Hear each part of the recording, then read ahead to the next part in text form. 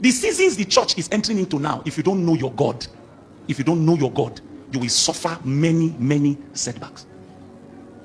Because right now, the world is trying to give a definition of God that is not in the Bible.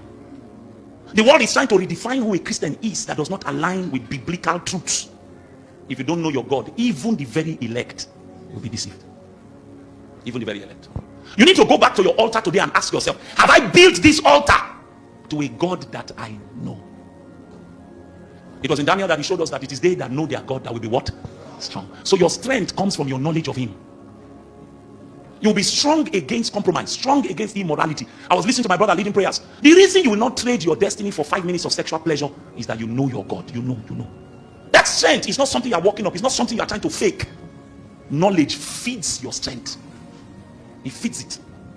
It feeds it. Gives you a confidence to stand against the contradictions of your age. Why will a Christian steal money in the office? They don't know their God. Why will two Christians that are in courtship be hiding to have sex? How many weeks do you need to wait to marry? How many weeks? Why are you hiding to have sex? What is the pressure? What is because they don't know their God. They don't have an understanding of who God is. They think we just gather in church to sing. That's what they were doing in Athens, to the unknown God.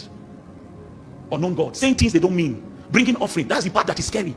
You are engaging in something that looks like worship. But the one whom you are bringing the offerings to, you don't know him. He doesn't know you. Doesn't know you. Why will a pastor be beating his wife at home? Beating his wife at home. And then come out to be acting as if everything is okay. He doesn't know God. It's Paul that was showing us that you can be speaking for somebody you don't know. So he stands in the pulpit, looks like he's representing Jesus, but he's touching other people's wives.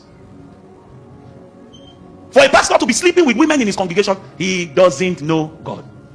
He has built an altar to an unknown God. And the only way to deliver such a man is that somebody who is educated in the ways of God will now come and introduce that God that he's calling unknown. Somebody will now come and introduce the God to him.